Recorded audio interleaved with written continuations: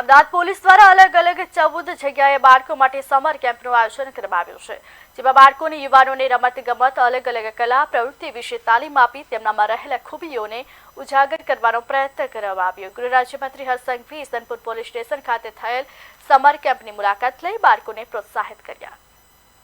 એક અદ્ભુત પ્રયાસ કરાયો છે અને આ પ્રયાસ થકી અમદાવાદ શહેરના 14 પોલીસ સ્ટેશનમાં 500 થી વધારે બાળકોને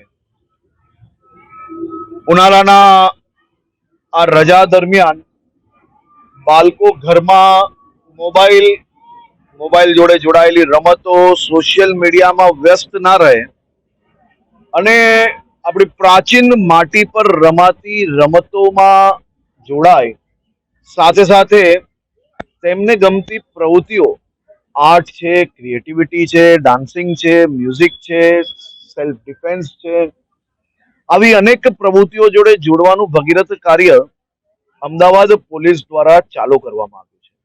હું અમદાવાદ શહેર પોલીસ કમિશનર શ્રી GS મલિકજી અને એમની આખી અમદાવાદ શહેરની ટીમને ખૂબ ખૂબ અભિનંદન આપું છું। મેં જોયું કે બાળકો આ સમર કેમ્પ જોડે ખૂબ જ ઉત્સાહપૂર્વક જોડાયા છે।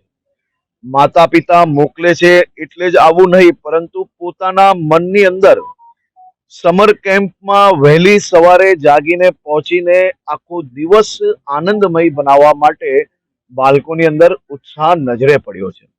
મારી આ બાળકોના માતા પિતા સાથે બી આજે ખૂબ લાંબી ચર્ચા થઈ છે।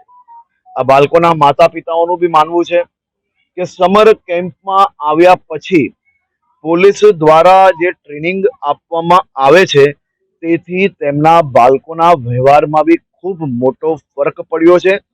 મોબાઈલ, કોમ્પ્યુટર, સોશિયલ મીડિયા, મોબાઈલથી જોડાયેલી ગેમોથી બહાર આવીને માટી જોડે રમાતી રમતોમાં એમની રુચિ વધારે જાગી છે।